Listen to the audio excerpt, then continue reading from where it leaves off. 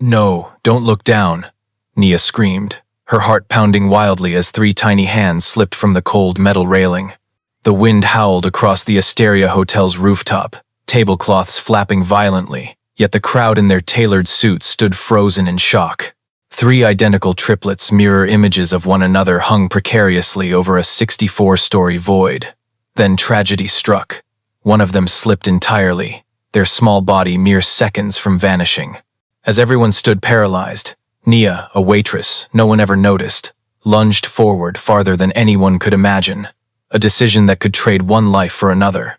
But could her fragile human strength defy the abyss? The midday sky stretched endlessly blue, reflected in the massive glass panes encircling the Asteria's rooftop. The place hovered like a colossal white ship suspended in midair. On the 64th floor, long tables draped in smooth white cloths rippled like waves. Wine glasses gleamed under the Sunday guests in suits and evening gowns laughed, their voices mingling with soft jazz. No one looked down. No one considered the endless chasm beneath their feet, where the bustling city streets shrank to threads of silver.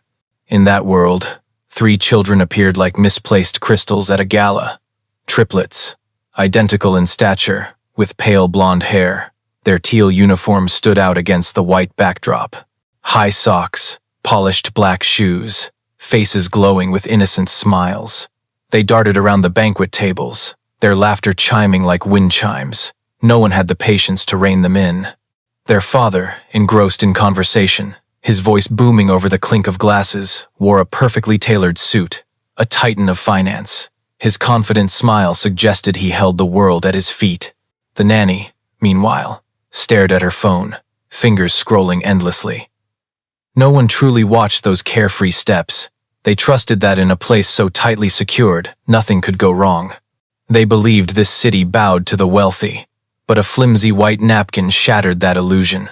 A sudden gust swept it off the table, flinging it upward before it fluttered toward the railing. Three pairs of eyes lit up, as if they'd spotted the most thrilling game in the world. Laughter echoed, tiny feet chased after it. They heard nothing but the napkin's teasing flutter, oblivious to the infinite void waiting beyond the edge. The napkin danced around the polished metal railing, a cruel lure. One child climbed onto a chair, stretching to grab it.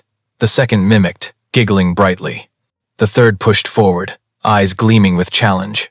To most at the banquet, the railing looked sturdy, safe as a fortress wall. But just beyond, a narrow maintenance ledge deceived the eye. No one stood up. No one noticed three lives dancing with the abyss. The music flowed on. Glasses clinked. Eyes busied themselves chasing more powerful faces. Only one person watched, not out of curiosity, but instinct. Nia Campbell, the waitress in a deep red uniform, crisp white apron, and neat cap atop her hair. Her yellow rubber gloves stretched to her elbows, glinting in the sunlight. She stood holding a silver basin, her eyes flicking to every movement a habit carved into her instincts. Nia was no rookie. She'd seen too many small mishaps on this high perch to know a glance could save a life. The wind surged suddenly. The white napkin broke free from the railing, fluttering downward like a diving bird. The three children lunged as one. Their backs crossed the safety line. Their feet slipped from the tiled floor. In an instant, laughter turned to silence. Tiny hands clutched the icy railing. A metallic clatter rang out. All three were no longer on the rooftop. They hung suspended in the air, blonde hair whipping in the wind. Below, the city shrank. Cars moved like grains of sand. A collective gasp choked the air. Then screams erupted. Chairs scraped. Phones snapped to life reflexively. People leapt to their feet but stayed clear of the railing. Some thought the children were playing. Others froze in terror. Time seemed to solidify, stretching into jagged seconds. In that void, another gust swept through. One boy's fingers slipped from the metal. In a blink, his small body broke free from his siblings, drifting weightless in the blue expanse. Everything shattered. Screams pierced the air. Someone prayed. A chair crashed to the ground, but only one person moved. Nia dropped her basin, the metal striking stone with a chilling clang. She sprinted toward the railing, her footsteps thundering against the tiles. The wind tore at her apron, ripping its seams. Her body leaned toward the abyss, yellow gloves blazing in the sunlight. The entire rooftop stood stunned as she alone charged forward, while below, the third child plummeted into the endless air. The rooftop exploded with a heart-wrenching scream. The third boy fell from the railing, his tiny frame spinning slowly in the wind, his teal shirt flapping like a kite with a broken string. In that moment, the city below yawned like a bottomless maw, its buildings rising like sheer cliffs, windows glinting like cold, watching eyes. Nia surged forward, her red apron flailed, its stitching tearing under her desperate lunge. The world blurred around her. Only one moving speck remained, a child falling into the void. Everything narrowed to that single target. Her yellow gloves sliced through the air, reaching beyond her body's limits. Muscles in her arms strained as if they might snap. Time stretched into a taut thread. Each heartbeat pounded in her ears like a war drum. Then contact. A heavy jolt yanked her arm. The child's slender wrist rested in her palm, its pulse racing beneath fragile skin. The impact nearly dragged her over the railing. Her soft-soled shoes skidded on the stone, screeching horribly. Her entire weight now hung on her shoulders, burning like a rope about to snap. Above, the other two children clung to the railing, their feet kicking frantically in desperation. The wind tossed their blonde hair, their young faces twisted in a fear they'd never known. One more slip, and all three would vanish. The sight seared into the crowd's eyes, yet no one stepped forward. Some clutched their heads, others stood like statues. Phones trembled in hands, capturing the unfolding tragedy. Nia clenched her teeth, sweat pouring despite the roaring wind. Her left arm locked onto the wrist of the falling boy. Her right gripped the cold metal railing for balance. The weight tore at her shoulders, as if her bones might crack at any moment. She didn't dare look down. The world below was too far, too small, a sea of depths waiting to swallow. All she allowed herself to see were three young faces waiting for her not to let go. A gust roared. Another tiny hand slipped from the railing. The second child slid downward, fingernails scraping a thin line across the shining metal. In that instant, his scream tore through the air, tightening every heart on the rooftop. Nia didn't think. Her body reacted on instinct. Her arm released the railing, throwing herself toward the fragile life. Her yellow glove caught him. His slender fingers nearly slipped, but at the last second, Nia locked his wrist in her grip. Another brutal jolt pulled her body forward. Half her torso now hung over the void, her hair whipping wildly in the wind. Only her feet anchored her to the railing's edge. Below, her polished black shoes clung to a stone crevice, half her foot no longer touching the floor. Two falling children were secured, dangling in the void, their mouths gaping in terror. The third still hung on, his face pale, tears mingling with the wind. 3 lives now depended on one frail woman's strength. On the rooftop, chaos surged. Someone shouted, "Pull them up!" Another yelled, "Wait for security!" A trembling voice prayed, but no one approached the railing. Every eye fixed on the straining figure, veins bulging on her arms, sweat streaming down her cheeks. In Nia's mind, a memory flashed like lightning. Her little brother, his hand once clinging to hers as they crossed a crowded street. Her mother's hoarse voice, "Hold tight, don't let go." Those words echoed in her bones, fusing with her heartbeat. She gritted her teeth, shifting her body's weight inward, inching the tiny hands closer to her. Her chest tightened, her breaths came ragged, but her eyes never wavered. There was no other choice. To let go was to witness loss.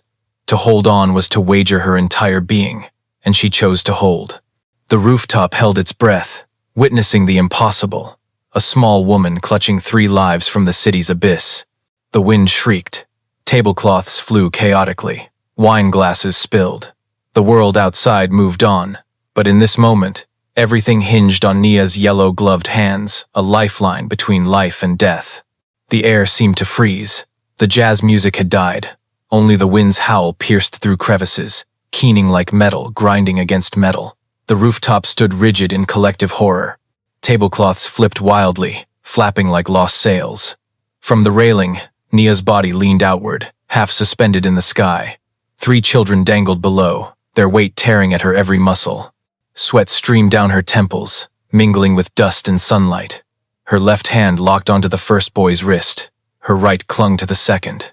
The third boy's body wedged loosely against the railing, his small fingers clutching the metal, but his strength ebbed with each second. Their combined weight turned Nia's body into a fragile thread stretched to its limit. Her chest heaved, each breath sliced like a knife. Her shoulders burned, her muscles trembled, screaming silently. Her yellow gloves gleamed in the sun, the rubber stretched to near tearing. A thin layer of sponge chafed her skin, leaving raw red burns. But she refused to let go. One moment of weakness, and all would plummet into the void below, where streets shrank to silver threads. On the rooftop, the clamor burst then choked. Some covered their mouths, tears welling. Others turned away, unable to watch. Phones stayed raised, screens shaking, capturing the life or death struggle no one dared interrupt. Shouts of, "Pull them up!" and "Hurry!" rang hollow. No hands reached out. Nia felt her feet begin to slip. The rubber soles of her shoes lost grip on the slick stone edge. Gusts battered her, whipping her torn apron into red ribbons. Her body tilted further. Only a hair's breadth separated her from the abyss. The sky and city below spun in her vision. A hoarse cry broke from the throat of the slipping boy. His clear eyes, brimming with terror, locked onto Nia's, pleading. Beside him, the second boy thrashed, his black shoes kicking wildly at the air. His choked sobs rang out. The third, still clinging to the railing, his tiny veins bulging, his face flushed in a final effort. Everything rested on one woman. Nia clenched her jaw. Pain shot up her spine. Her mind screamed to give up, but the memory surged again. A small hand gripping hers through a chaotic street years ago. Her mother's whisper, "Hold tight, don't let go." That memory, more than anything, bound her to this moment. She pressed her weight into her feet, grinding her soles against the stone edge. Her back arched like a drawn bow.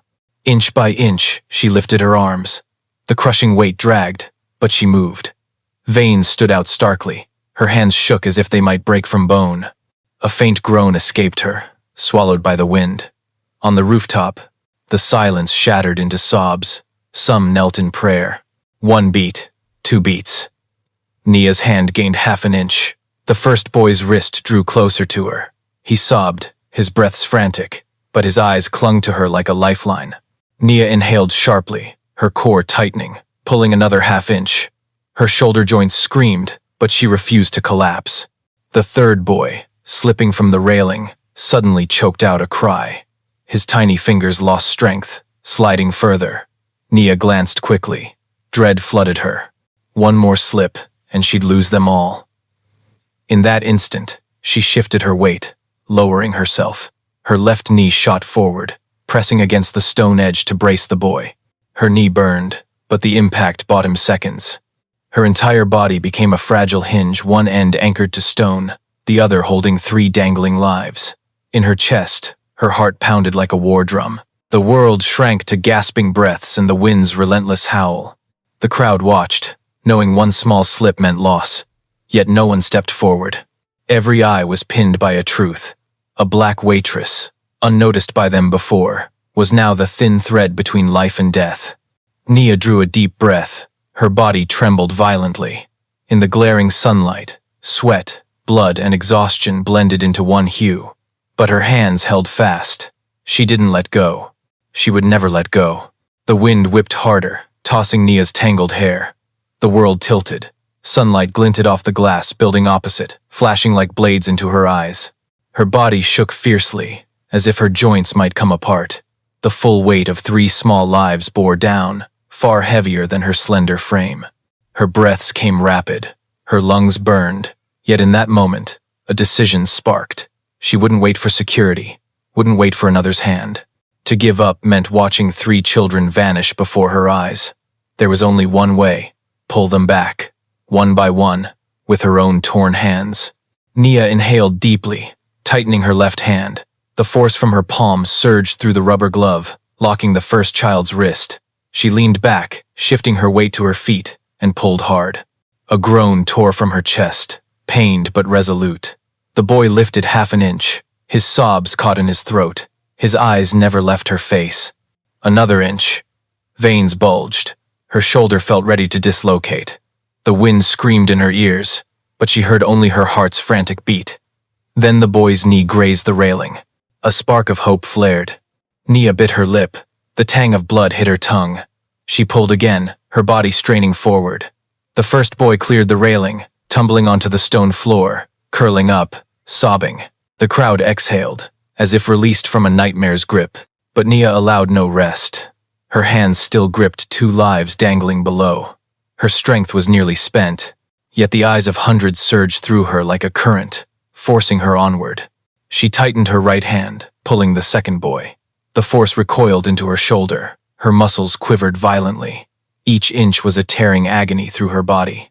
The boy thrashed, his feet kicking wildly, but it only made her strain harder. Her teeth ground together. Her jaw trembled. Sweat soaked her gloves, making them slick. She pressed her body against the railing, using every ounce to hold her balance. A ghastly screech rose from her shoes, slipping on the stone edge. The rooftop held its breath. Many covered their mouths, eyes wet with tears. Then a hand touched her back. Another server, face pale, stepped forward and gripped her waist. Nia didn't look back, but the warmth anchored her. She pulled again. The second boy's knee reached the metal railing. Her heart threatened to burst. But this wasn't the end. One child remained, his tiny hands slipping from the railing, his strength fading. His eyes were shut tight, his lips trembled. Time counted in seconds. Nia braced herself. Her shoulders burned, ready for the final pull, a battle between a small woman and a vast abyss. A fierce gust tore the last tablecloth free, hurling it upward, then casting it off the rooftop. The crowd stood frozen, eyes following the tattered red cloth, then returning to the unthinkable. Nia, slight but steadfast, still clung to the railing, holding 2 children with her last strength. The second boy was rising. His knee cleared the metal. His trembling hands reached for the cold stone. A sob broke as his body tipped inward. He collapsed beside his brother, gasping, tears streaming. Scattered applause rose, mixed with trembling cries. But the relief halted instantly. The final child still hung out there, his small hands sliding from the railing. His fingers blanched, his nails left streaks on the metal, losing grip bit by bit. Nia panted, her chest heaved violently, her body quaked. Her shoes had nearly slid off the stone edge, only her heels holding fast. Her shoulders burned raw, her arms felt ready to tear from their sockets, but her eyes locked on the boy. He no longer had strength to scream. His lips turned blue, his eyes wide with absolute panic. 1 beat. His thumb let go. 2 beats. His pinky slipped. His entire body began to fall. No time to think. Nia threw her weight into her feet, dropping low, then flung her arm forward. The lunge pushed her beyond her limits, as if her body were tearing apart, but her yellow glove caught the tiny wrist. A brutal jolt yanked her forward. The crowd screamed. Some closed their eyes, unable to watch. Others clasped hands, sobbing. Nia felt her shoulder bones threaten to shatter. Her body screamed in pain, but her hand didn't release. She gripped the child's wrist, locking it with her palm and trembling arm. The wind lashed. Her hair flew wild. Her cheeks were soaked with sweat. Her heart thundered in her chest, each beat echoing through her. Time seemed to halt. Only 2 hands clung together in the endless void. Nia pulled. 1 inch, then another. Her muscles exploded, as if fire burned through every fiber. Her breaths came gasping. Her throat was raw. The boy trembled, his feet kicking wildly, tears scattered in the wind. But each pull was a step toward life. Another hand touched her back, stronger this time. Then another. Other servers rushed forward, gripping her waist, anchoring her from slipping. The crowd's silence shattered. No one stood still anymore. Nia summoned her strength for one final pull. A roar tore from her chest, half cry, half scream. The boy cleared the railing, collapsing into her arms. His body shook. His breaths came in choked sobs, his face buried in her chest. The rooftop erupted. Applause thundered like a storm. Cries broke from every corner. Some sank to the ground, faces in hands. Others snapped photos frantically, unable to believe the moment was real. But for Nia, all was silence. She slumped to the floor, 3 children in her arms, eyes closed. Her yellow gloves were torn. Red marks scarred her wrists. 3 lives were back. She was too exhausted to stand. But in her heart, relief surged. No thanks, no glory. Only the children's breaths, their tiny heartbeats, told her every effort was not in vain. The Asteria rooftop seemed to wake from a collective nightmare. Applause rang out chaotically, ragged but fervent, as if the crowd needed an outlet for the fear that had bound them. Some guests sobbed openly. Others stammered, pointing at the railing, whispering in disbelief at what had unfolded. Nia sat slumped on the cold stone floor, her breaths uneven. 3 children clung to her, trembling.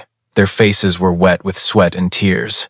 She felt their small heartbeats pounding against her, each breath hot with life. Her yellow gloves were shredded. Red streaks marked her wrists. Her body was drained, but her mind sank into calm. In that moment, the sound of shoes echoed. Not loud, not rushed, but heavy, rousing the crowd. A man emerged from the doorway, parting the silent throng. His navy suit was flawless, silver tie gleaming, hair meticulously styled, but his face raw, pale, eyes wild with panic, as if torn from a safe dream. He rushed forward, dropping to his knees beside the children. "Ethan! Elias! Evan!" His voice broke, trembling. The 3 burst into tears, burying their faces in their father's chest, their sobs mixed with heart-wrenching cries. His large arms enveloped them, holding tight, shaking as if they might vanish again. The crowd murmured. His name was all too familiar. Alexander Langford, one of the city's most powerful financiers, owner of a sprawling corporate empire. No one had imagined the children dangling out there were his, the famous triplets once featured on glossy magazine covers. Alexander looked up. His eyes met Nia's. For a moment, all sound faded. It wasn't the gaze of a wealthy man judging a waitress, but of a father seeing his savior. His face twitched, his lips trembled, wordless. Nia sat there, still catching her breath, her hands shaking from exhaustion. She didn't seek his gaze or demand thanks. She had done what was needed. When Alexander stammered, You saved them." Nia nodded faintly, her eyes dim with fatigue, saying nothing more. The rooftop stirred back to life. Some guests rushed to call security. Paramedics, a few reporters present at the gala snapped photos, capturing the reunion. The news was about to spread. Nothing could stop it. The restaurant manager approached, his face torn between scolding Nia for her reckless breach of protocol or praising her for averting a tragedy that would haunt the brand forever. He faltered, but before he could speak, the crowd erupted in applause again, cheering as if witnessing a miracle. Alexander didn't look away from Nia. He reached out, as if to take her hand, but stopped. He looked at his trembling children, then back at her, the woman in the tattered red uniform, sweat and dirt streaking her face, but her eyes blazing with resolve. For a moment, the silence between them roared louder than the cheers.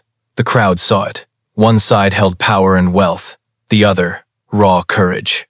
And in that moment, the balance of life and death had tipped toward the small woman, not the millionaire on his knees. Nia lowered her head, gently releasing the children to their father, then slowly stood. Her legs shook, but her steps were steady. She turned from the crowd, returning to the scattered tables, picking up spilled glasses as if today were just another shift. The rooftop buzzed with whispers. Who is she? Just a waitress, but she saved 3 lives. The words overlapped, filled with awe. And in some eyes, for the first time, real respect emerged for someone they'd never noticed before. Alexander Langford, the powerful tycoon, had appeared, but a new question arose. What would he do for the woman who saved his family? And Nia, would she accept the spotlight now turning toward her? The Asteria rooftop slowly regained its rhythm, but the hearts that had faced those terrifying moments still raced. Guests whispered, recounting the scene as if repeating it would make it real. Nia bent down, clearing broken glasses, gathering tattered tablecloths. She wanted to vanish into her routine, letting sweat mask the trembling in her muscles. She didn't want to be the center. But attention, once ignited, doesn't easily fade. At one corner of the rooftop, a guest clutched his phone. He had recorded everything, from the children climbing out, to Nia's desperate lunge, to the final pull bringing them back. The video, under 3 minutes, held all the drama words couldn't capture. As the last hand cleared the railing, the crowd's sobs burst. The frame closed on Nia's torn yellow gloves, falling to the white stone. Within hours, the video hit social media. Headlines exploded across platforms. Waitress risks life to save triplets from 64th floor fall. Nia's image, in her red uniform, lunging over the railing with 3 lives in her hands, became an icon. The response was seismic. Thousands of comments flooded in. A true angel. She deserves a medal. No one else dared, only her. Parents across the city shared the video, adding choked captions. Every second counts. Ordinary heroes walk among us. Major news outlets pounced. Networks replayed the video hourly, analyzing slow-motion frames, magnifying the courage in every pull. Nia's name was still unknown, but her image was everywhere. In a small apartment on the city's outskirts, Nia's mother and brother watched. Her mother sat frozen before the screen, hand trembling at her mouth, tears streaming. Her brother, still remembering the hand that guided him through crowded streets, saw his sister in the video and wept. She kept her promise. She never let go. Meanwhile, Nia worked her shift as if nothing had changed. She dodged eyes, refused questions. When the manager approached awkwardly, trying to start a conversation, she only nodded, wiped a wine stain, and moved to the next table. To her, saving the children wasn't a moment to dwell on. It was simply the only thing to do. But the world outside wouldn't let go. The restaurant's phone rang endlessly. Reporters crowded the hotel lobby, hunting for the heroic waitress. Interview offers, ad deals, even TV contracts poured in. Celebrities called for her to receive an award. Alexander Langford stayed silent. He didn't face the press or issue statements, only held his children close in their private residence, far from cameras. But rumors spread. He'd called the hotel manager, demanding they find Nia and ensure no one pressured or threatened her. Public pressure grew. Ordinary people who never noticed an anonymous waitress now saw her as a symbol of courage. But for Nia, the spotlight felt heavy. Each shift, she sensed different looks from colleagues and guests. She was no longer invisible Nia. She was the story, the million-view video, the talk of lavish rooms. That night, in her small apartment, Nia sank into a creaky wooden chair. Her phone buzzed relentlessly, but she didn't answer. She turned on the TV and saw herself. Slow-motion footage of her lunging over the railing, yellow gloves blazing. The studio audience roared with applause. The host declared, "A silent hero steps into the light." Nia turned off the TV. In the dark room, her heartbeat mingled with heavy breaths. She didn't see herself as a hero. She saw only the trembling hands in hers and her mother's words from a distant memory. Don't let go. The next morning, the city woke to blazing headlines. Digital billboards on subways replayed the moment her yellow glove caught a tiny wrist. At Asteria, morning sun spilled through glass, onto the pristine stone floor, as if no storm had raged there. Nia began her shift as always. She tied a new apron string, folded white napkins, aligned cutlery precisely. Her hands bore faint red marks across her wrists, a silent reminder. By noon, the restaurant filled. The clink of glasses, the scrape of chairs, the tap of leather shoes. Eyes recognized her, then looked away, as if fearing to break a fragile silence. Nia moved through them, calm as a thin stream. She worked quickly, precisely, hiding moments when her mind wavered. Between a tray of plates and a water pitcher, she caught her reflection in the glass. A small figure, back straight, eyes dark, living by the instinct that saved lives yesterday. Break came late. The staff room smelled of detergent and stale coffee. Nia sat on a hallway step to avoid questions. From there, she glimpsed the street below, yellow taxis gliding through sunlight, a man pushing a cart, a child clutching a backpack too big for their frame. Wind swept the corridor, carrying the scent of hot steel and old rain. She opened her lunchbox, her fork paused midair. The sound of leather shoes echoed softly from the hallway's end. 2 security guards led the way.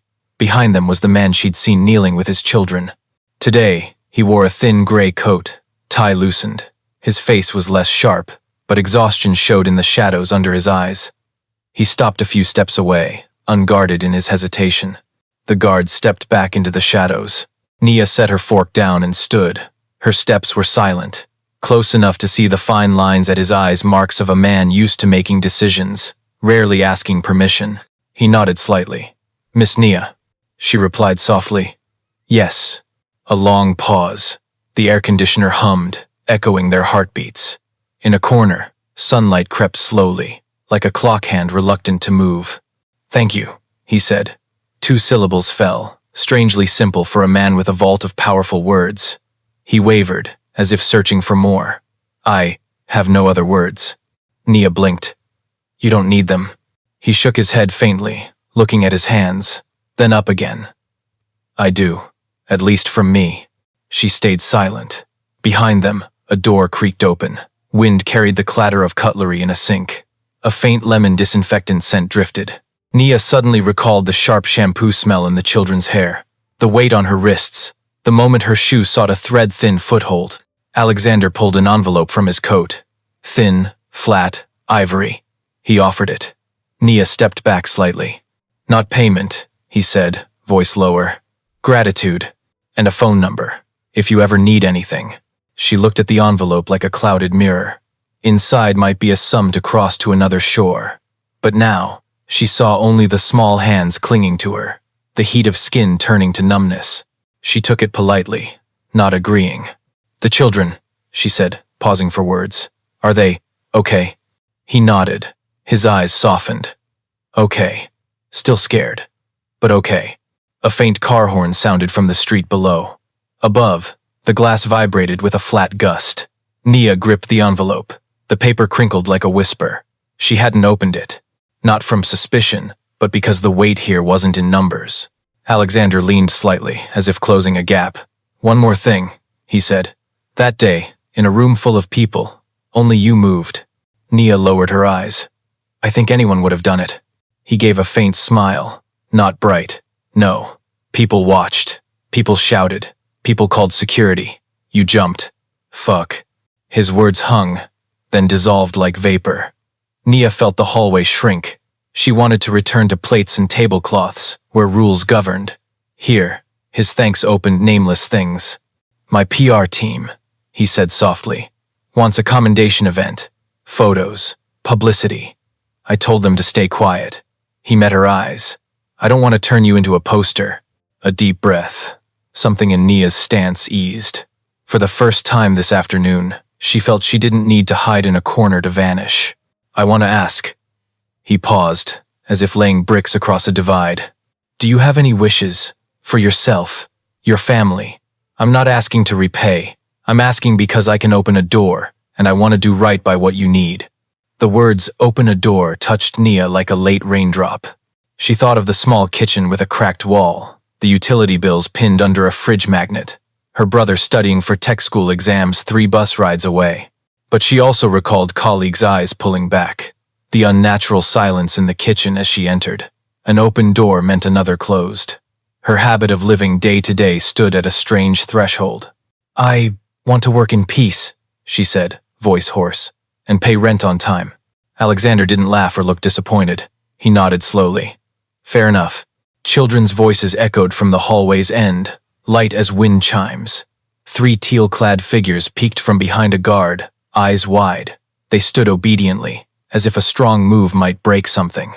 The smallest waved hesitantly. Nia nodded back. Her hand brushed the red mark on her wrist, damp with sweat. Alexander turned, signaling. The children stepped halfway, then stopped. A trembling smile filled the gap. No words needed. They looked at her with eyes she'd carry forever. Eyes of those given back their breath. He faced her again. "Tomorrow," he said, "I'd like to meet you somewhere without cameras." He placed a small card on her lunchbox. "Just us. I'll tell you something the media doesn't know about yesterday." Nia looked at the card. An unfamiliar address, not part of the city she'd walked. She didn't ask why. She sensed a scent of an invitation, not a gala. A chance to see past the wall between worlds or to rebuild it higher. "Okay," she said, so soft only they heard. Alexander nodded, stepping back. The children retreated behind him, still glancing back. They left. Their footsteps faded. The hallway returned to the air conditioner's hum and sunlight's long streaks on the tiles. Nia sat, hands on the envelope. She opened it. Inside wasn't just money enough to ease this month, but a blank white card, save for a handwritten number and a note, "Call when you need." The handwriting was a rare thing not left to an assistant. She folded the envelope, tucked it into her inner pocket, and exhaled long. Outside, the sun shifted. The city glowed brighter. Glass windows sparkled like scattered salt. She stood, retied her apron, and returned to the waiting tables. But as her hand touched the door, a thought flashed like a bird's streak. What if what he wants to share isn't gratitude, but why no one else moved? The next afternoon, Nia left her shift early. In her hand was the white card Alexander left. The address led her to an old building in a quiet district, far from the city's clamor. No signs, no guards, just a simple dark wooden door. She knocked lightly. The door opened instantly, as if someone waited. Alexander stood there. No suit, no tie, just a white shirt, sleeves rolled up. He looked wearier than on the rooftop. No crowd, no cameras, no tycoon aura. He stepped aside, gesturing her in. The room was small, wood-paneled, lit by soft golden light. A round table sat near a window. A steaming teapot rested on it. Nia sat, back straight, hands neatly on her lap. Alexander sat opposite, pouring tea silently. Steam rose between them. They stayed quiet for a long time, only the clock's ticking sounding. "Do you know," he finally said, "why no one else rushed forward that day but you?" Nia tilted her head. She thought it rhetorical, but his eyes waited. She answered softly, maybe they were scared, or thought someone else would act. He nodded, but his faint smile cut like a blade. Fear, yes, but more than that. He leaned back, eyes fixed on a distant void. That day, the Asteria rooftop wasn't just a party. It held nearly 30 of the city's most powerful in finance and politics. Every person there knew. One wrong move, one slip, one bad image could ruin a career. They didn't just see 3 children. They saw themselves dangling over the edge if they tried to save them. They froze not just from fear of heights, but fear of failing. He paused, gripping his teacup. His eyes flickered. I was the same. I half stood, then stopped. In that moment I thought, if I fall with my sons, this empire collapses. And I stopped. I let my fear outweigh my instinct as a father. The confession landed like stone in the room. Nia looked at him, silent. In her mind, the image of small hands thrashing in the void returned. She remembered the children's eyes seeking her in the emptiness. She recalled the crowd's stillness, phones raised shakily. Now, it formed a piece of his revelation. They weren't still because they didn't see, but because they chose their own safety first. Alexander continued, voice rough. Do you know what haunts me most? Not my sons falling, but seeing you, an ordinary woman, no fame, no power. You didn't weigh consequences, didn't think of cameras, didn't fear failure. You just jumped. And in that moment, you did what all of us, who claimed strength, didn't dare. Nia looked at her hands. The red marks lingered on her wrists, faint like temporary tattoos. She said softly, I didn't think. I just saw 3 kids. He gave a faint smile. Exactly. And that's why you succeeded. We saw too many other things. The room fell silent again. Afternoon light slipped through the blinds, casting a long streak on the wooden floor. In that light, Nia felt their divide sharpen. One world of calculation, power, caution. The other of raw instinct, survival by reflex. Alexander leaned on the table, eyes direct. This story won't end with the video. People will keep talking. They'll want to exploit you, turn you into a symbol, then consume it. I can shield some of it, but not forever. The question is, what do you want? Nia breathed slowly. Her mind conjured her small apartment, her aging mother, her brother, her shift work, stacked bills. She'd never thought beyond, but his gaze forced her to face a question she'd never dared ask herself. She answered softly, I want to live, to be left in peace. He nodded, his face softened. If that's all, I'll protect your quiet. But if one day you want more, call me, not to repay, but because you did what none of us dared. And I believe, if anyone deserves an open door, it's you. Nia didn't reply. She looked out the window. The sky turned golden. Birds swooped in flocks. In her heart, feelings tangled. Relief at the truth revealed. Weight from understanding courage's cost. As she left, she carried the white card in her pocket and his heavy confession in her heart. Outside, the city roared. But for her, it had changed. Now, every crowd made her wonder. In a moment of decision, who would step forward and who would stand still? Night cloaked the city in a blanket of artificial light. Billboards flickered on avenues. Glass windows reflected the same frames, the iconic video. Whether passing a cafe, pausing at an electronics store, or riding a late bus, Nia caught her own image lunging over the railing, yellow gloves blazing. In her small apartment, the TV blared. The anchor's voice surged. The city's bravest waitress. The woman we all owe thanks. The footage replayed hundreds of times, each slower, more dramatic. Nia turned it off. The room sank into darkness. Only streetlights slipped through the window's crack. Her mother slept in the next room, her brother hunched over books. No one spoke much, as if words would let the outside world flood in. Her phone buzzed endlessly. Messages, emails, offers. Some praised, others dangled lucrative deals. Some hid threats in soft words. If you don't appear, we'll tell the story differently. Nia set the phone face down, letting it lie silent like a stone at the threshold. The next day, Asteria was packed. Not with regulars, but with curious onlookers hoping to glimpse the heroic waitress. They whispered as Nia passed. They snapped covert photos. Some approached for autographs. Each glance stitched into the fabric of her ordinary life, tearing it apart. Nia worked on. She set glasses, carried trays, wiped spills. Her movements were precise, neither more nor less. But inside, exhaustion sank deep. She heard laughter she couldn't join, cutlery clinking like brittle glass. The manager kept his distance, but his eyes hunted. His fear was clear. If Nia stayed, customers would come for curiosity, turning the restaurant into a circus. If she left, the media would pounce. A dilemma caught between two blades. That evening, as she left, Nia found reporters waiting at the gate. Cameras rose, microphones thrust forward, questions bombarded. How does it feel to be a hero? Did billionaire Langford pay you a fortune? Do you think you deserve a medal? Flashes blinded like lightning, encircling her. Nia walked fast, eyes straight ahead. The shouts surrounded, but she heard only her racing heart. Finally, a taxi door opened. She dove in, slamming it shut. The car melted into traffic. Through the window, lights streaked like rain. At home, her brother looked up, eyes weary. He said softly, "Sis, don't read online. They're saying things that aren't true." Nia nodded, resting a hand on his shoulder, feeling his thin frame. Their silence was thicker than any comfort. Late that night, Nia reopened Alexander's envelope. The white card lay still, the handwritten number tilted slightly. His words echoed, "In a room full of people, only you moved."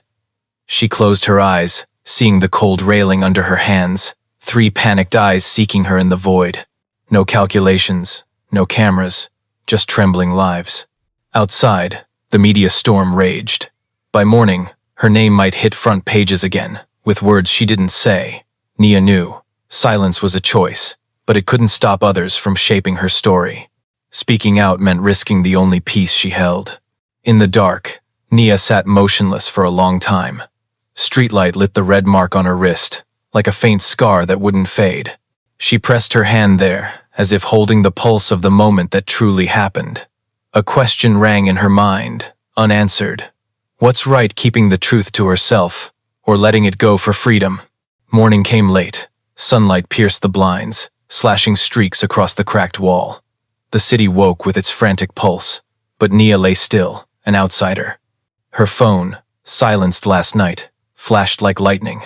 Unread messages stacked. Reporters, producers, strangers seeking friendship, even those offering to buy her story.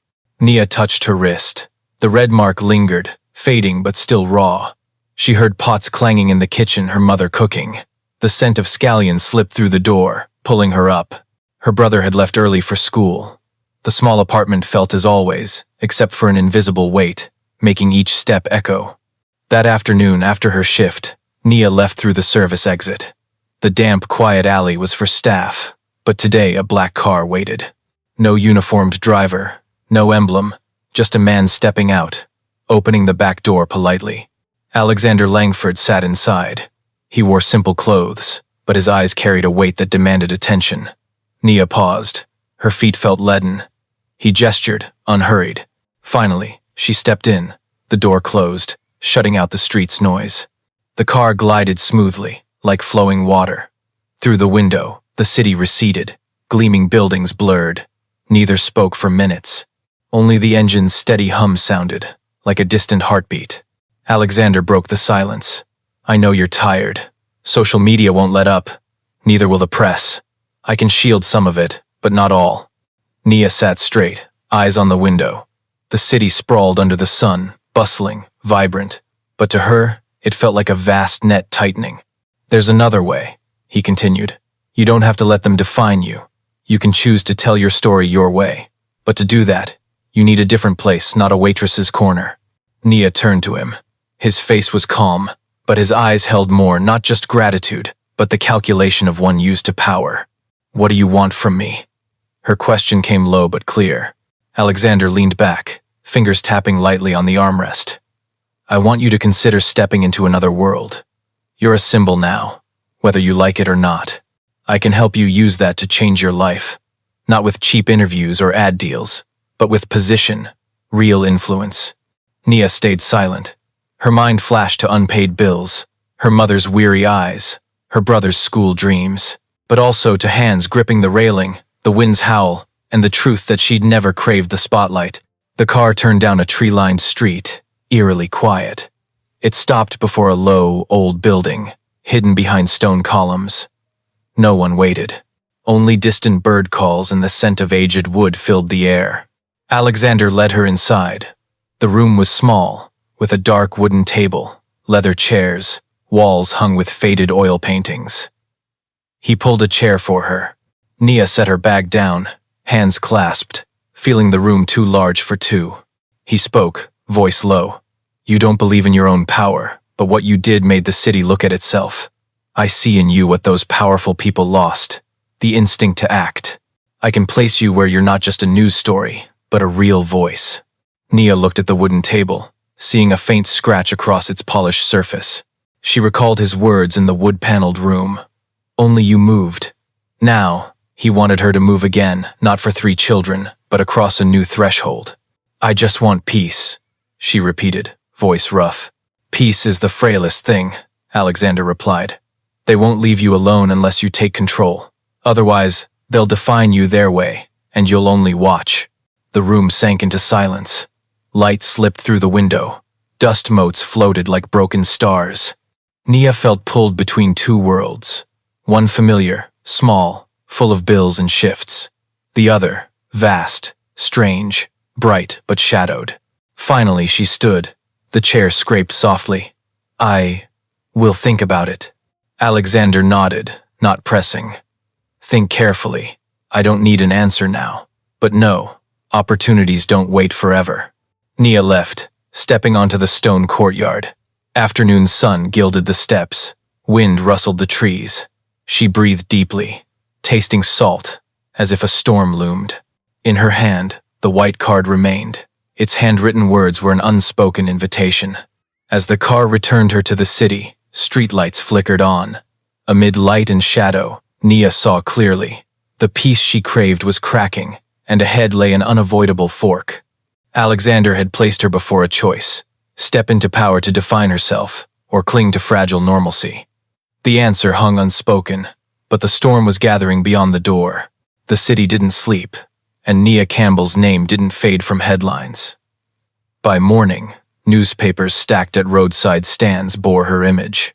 On front pages, her yellow gloves catching a child's wrist were enlarged, captioned boldly, New York's ordinary hero. Online social media erupted in debates. Some hailed her as an angel. Others doubted. Was this staged for hotel publicity? Some sneered. What's so special about a waitress? The public tide surged, sweeping her like a reed in a flood. Nia went to work. She entered Asteria in her white apron and red uniform. Her hands trembled, tying the knot. A strange silence enveloped her. Staff looked at her with half respect, half distance. Guests whispered as she passed. Each step felt like stone.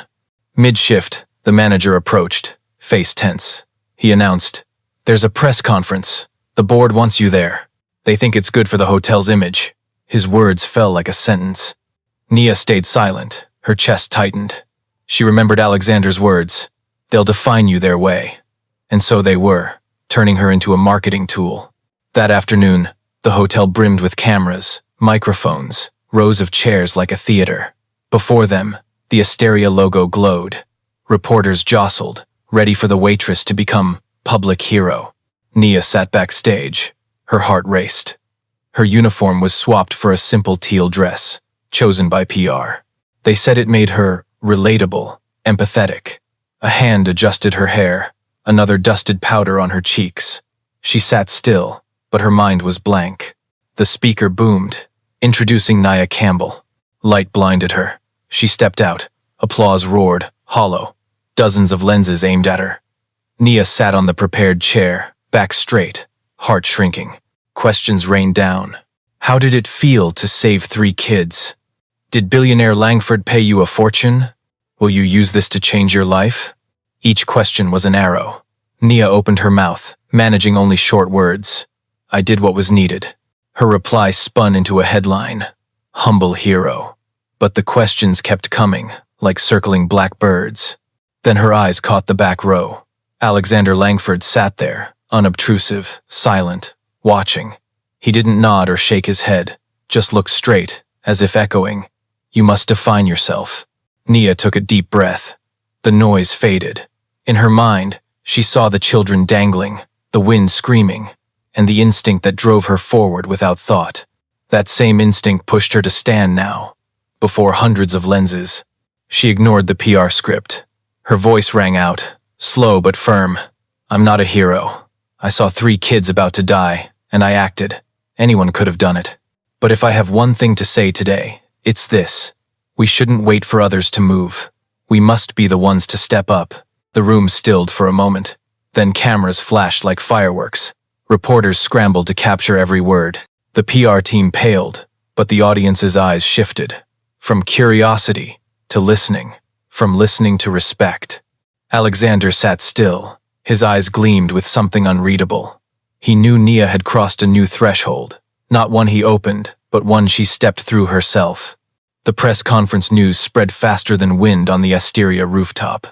Within hours, Nia's words were on every channel, shared as a rallying cry. Don't wait for others to move. Be the one to step up. The words blazed on social media posters, echoed in politicians' and entrepreneurs' posts, and ordinary people's updates. A high school teacher quoted it in a morning lesson. A nonprofit adopted it as a campaign slogan. Nia was no longer just a video face. She was a voice. But a voice's power stirred undercurrents. Powerful corporations grew uneasy. They didn't want an unknown waitress stealing the spotlight, especially when the event exposed the elites in action. In anonymous articles, lines appeared, was this truly spontaneous courage, or a stunt for hotel PR? Rumors seeded in the dark. At home, Nia's mother sat before the TV, clutching an old shawl. She was proud but fearful. Her eyes betrayed worry. Her daughter was wading into deep waters. Nia's brother read online, slamming his book down at cruel comments, but said nothing in her presence. Nia kept working, but Asteria was no longer familiar. Guests came not to dine, but to see the hero. Cameras rose as she passed. Colleagues kept distance, fearing the media storm's pull. The manager wavered, wanting to exploit her fame yet dreading the restaurant becoming a target. Amid the chaos, Alexander Langford reappeared. Not on TV or at public events, but one late evening as Nia left her shift. He waited at the service exit, no guards, just a figure leaning against the familiar black car. Nia, he called, voice low and rough with fatigue. She stopped. Streetlight cast their shadows long on the concrete. Your words today, he said slowly, touched more hearts than any boardroom speech I've heard. Nia stayed silent. The sound of passing cars mixed with the early autumn chill. But, he continued, you've also scared some. Those who control narratives don't want a waitress making the city listen. They'll try to break your story. You need to prepare. His eyes glinted in the dark. To survive, you need more than courage. You need allies. Nia looked straight. You want me to be your ally? Alexander nodded, unapologetic. I won't deny there's benefit. But more, I believe you have what we've lost. The instinct to step up. Alone, the public will crush you. With me, You'll have an anchor, and your voice will carry further." His words hung in the night. Nia felt the air heavy as lead. She recalled that day. Chairs toppled, screams, the room's stillness. Only she moved. Now, he asked her to move again, not for 3 children, but in a larger, calculated world. She didn't answer immediately. Her steps retreated toward the lit street. He didn't stop her, only left one line. "Think carefully, Nia. Because from the moment you spoke today, you stopped being invisible. And when you're not invisible, you must choose a side." She vanished into the light. Behind, the car's engine hummed, then faded. In her small apartment, Nia sat by the window, gazing at the flickering yellow lights. Her phone glowed with hundreds of messages, dozens of offers, but her eyes stayed on the faint red mark on her wrist, a thin thread tying her to reality. Asterisk. Don't wait for others to move. Be the one to step up. Asterisk. Her words were a double-edged blade. They made her a symbol, but also thrust her into a storm. And in that storm, Alexander offered a hand both salvation and shackle. That night, the city panted under a thin rain. Water streaked the roads, reflecting neon like thousands of watching eyes. Nia sat alone in her small apartment. Her phone lay silent, battery removed to block the outside's calls. But in her mind, the 64th floor wind still howled. The children's cries echoed. Alexander's words hung. "When you're not invisible, you must choose a side." Her mother slept. Her brother was lost in books and dreams. The room was quiet. Only rain tapped the window. Nia opened it. Cold wind rushed in, carrying the scent of wet asphalt. In that breath, she saw clearly. There was no going back. The next day, headlines surged harder. Some articles hailed her as a humane icon. Others sneered, twisting the story. A tabloid claimed, "Waitress, backed by billionaire for heroic stunt." Her rescue images were spliced, turned into online jokes. Nia entered Asteria's kitchen. The air was thick. Colleagues said nothing, but their eyes spoke. Distance, envy, fear of being swept up. The manager avoided her, leaving a note. "Take temporary leave. Customers don't want to dine in this noise." Nia untied her apron, hung it on the hook. Her hands felt empty, light yet heavy. She left the hotel, walking the long street where billboards flashed her image. The world defined her without asking. That night, an envelope slid under her apartment door. No money, just a handwritten note. "If you stand alone, they'll crush you. Stand with me, and you can survive. A.L." The writing was firm, precise. Nia gripped the paper, her chest tightened. The choice had reached her doorstep. She didn't sleep. She saw the children's eyes clinging to her trembling hands refusing to let go. Her mother's words, "Hold tight, don't let go." Everything since that day was another version of the railing moment. The city hung in the balance, and someone had to choose to move. The next morning, Nia went to the address Alexander wrote. A high rise overlooked a bustling plaza where people moved like nameless dots. He waited by a glass window, back straight, eyes distant. Seeing her, he didn't smile, only nodded. "You came," he said, voice low, more statement than question. Nia looked straight. Her eyes were hard, bright. "I don't want to be anyone's tool, but I also don't want to stay silent while others write my story. If you want an ally, let me keep my own voice." Alexander studied her. A faint smile flickered, approval barely hidden. "An ally who doesn't bow. That's exactly what I need." They stood facing each other. Two worlds collided in silence. Outside, the media storm raged, but in that room, a fragile alliance formed. Not from dependence, but from truth. Both knew alone, they'd be swallowed. Nia inhaled deeply. Her hand brushed the red mark on her wrist. The scar was a reminder. Some moments demand stepping forward, despite fear, despite consequences. This was one of those moments. Nia had chosen to join Alexander, but on her terms, keeping her right to define herself. A fragile alliance rose, and ahead lay a door to a world of power, where battles loomed fiercer than the 64th floor abyss. The storm had calmed, but its marks lingered on Nia's hands. The faint red streak across her wrist wasn't just a reminder of clutching 3 lives, it became a symbol of her choice, to hold on, whether against the abyss or the weight of public opinion. She was no longer the invisible waitress.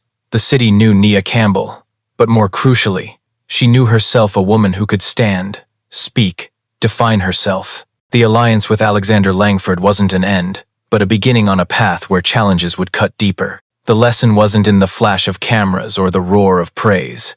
It was in the moment a person must choose. Stand still or step forward.